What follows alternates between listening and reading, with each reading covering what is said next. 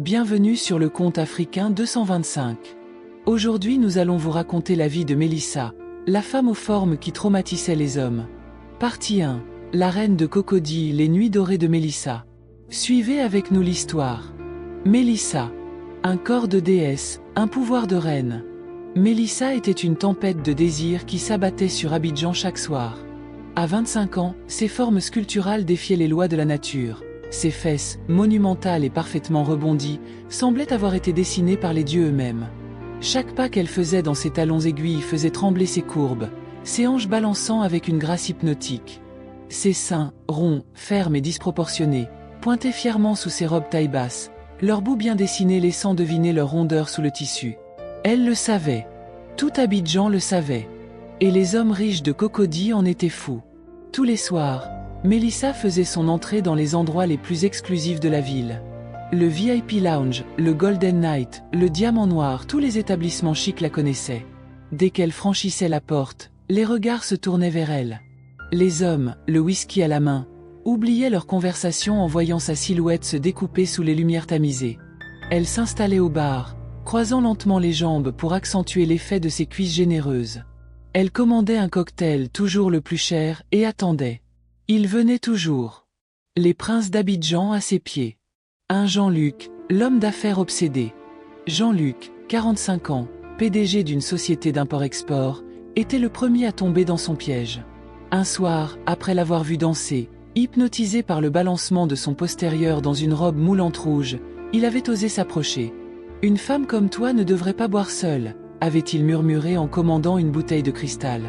Mélissa avait souri, jouant avec ses cheveux tout en cambrant légèrement le dos pour faire gonfler sa poitrine. « Tu veux me garder compagnie, hein » avait-elle répondu d'une voix traînante, ses lèvres pulpeuses effleurant le bord de son verre. Cette nuit-là, Jean-Luc avait dépensé 1 million de francs CFA rien que pour la faire rire. Le lendemain, il lui offrait un collier en or. Une semaine plus tard, c'était un sac Louis Vuitton. Mais Mélissa ne lui avait même pas permis de toucher ses seins. De Didier, le politicien prisonnier de son désir.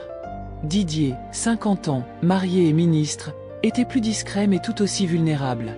Il l'avait rencontré lors d'une soirée privée, et n'avait pas pu résister à son rire cristallin et à la façon dont ses hanches remplissaient son fauteuil. « Tu es différente des autres femmes », lui avait-il dit un soir où elle portait une robe noire transparente laissant deviner ses formes. « Différente comment ?»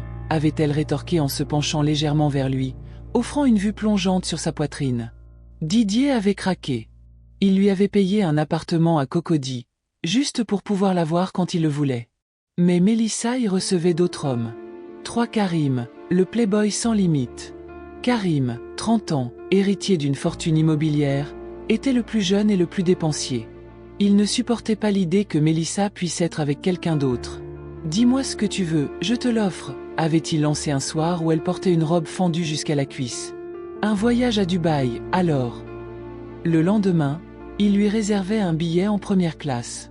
Mais une fois là-bas, Mélissa avait disparu toute la nuit. La mécanique de la séduction. Mélissa ne donnait jamais tout. Elle laissait les hommes croire qu'ils avaient une chance, mais gardait toujours une distance. Un regard lourd de sous-entendu, ses yeux noirs les fixant avec une intensité brûlante. Un effleurement calculé, ses doigts effleurant leurs bras avant de s'éloigner. Une promesse jamais tenue, comme ce soir où elle avait murmuré à l'oreille de Jean-Luc. Peut-être que la prochaine fois. Avant de partir avec un autre. Elle était une illusion, un rêve inatteignable. L'ombre de la chute. Mais Mélissa jouait avec le feu. Un soir, après une fête où elle avait enivré 3 hommes différents, elle rentra chez elle, ivre de pouvoir.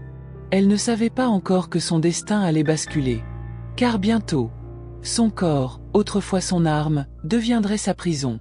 Son jeu cruel aurait un prix. Et aucun de ses riches admirateurs ne serait là pour la sauver.